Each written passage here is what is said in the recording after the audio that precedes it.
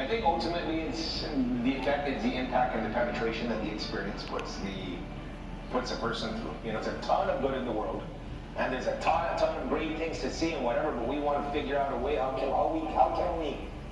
can we integrate stories of the past and technology of the present to bring us into a better mindset for the future, you know, in place of thinking, and how can we marry, because right now there's this, like we're having the conversation before, watch out for the cell phone, watch out for internet or whatever, but it's kind of like, hey, you can't fight the tide, right? So how are you going to freaking ride it? How are you going to steer it? You know, we'll have to pull it back to ancestry. You know, we have to kind of call on the same things that our great navigators are doing. You know, the guys in the great who built and rode and flew and sailed the great flying proas, they knew that they couldn't change the ocean and around them, the wind around them. They just had to learn how to deal with it, and they had to learn how to deal with it tactically. You know, so not just like wishingly or whatever. So I know with this kind of thing that we're doing here, you know, I'm thankful for a great team. It can be easy to get kind of lost in the enchantment, but we have to really focus on the efficiency.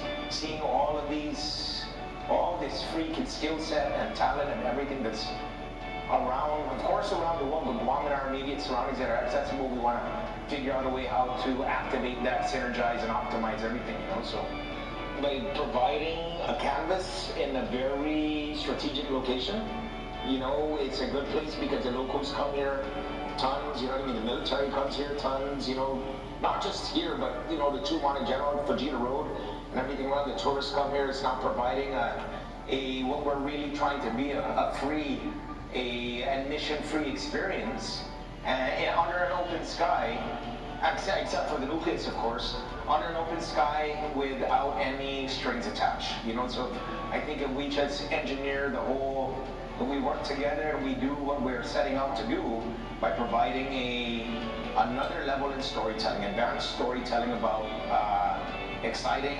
integral, and progressive topics, and figuring out a way how to keep everybody interactive, to create some type of interactive experience. And then I think how that could affect things is it's kind of like, you know, that, and I hate to bring that up because it's such a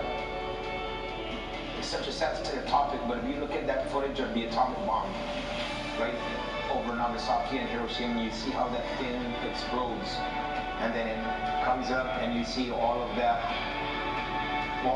energy or whatever, you see how it just kind of spreads around, and even this much later talk about it, even if we hadn't even heard anything, we haven't met anybody from Hiroshima, Nagasaki, we haven't felt any impact from the radiation or anything like that as of yet, but it's so powerful that it kind of shakes the soul, right? If you stare it long enough, it shakes the soul. But now imagine if we could do that with good energy, right?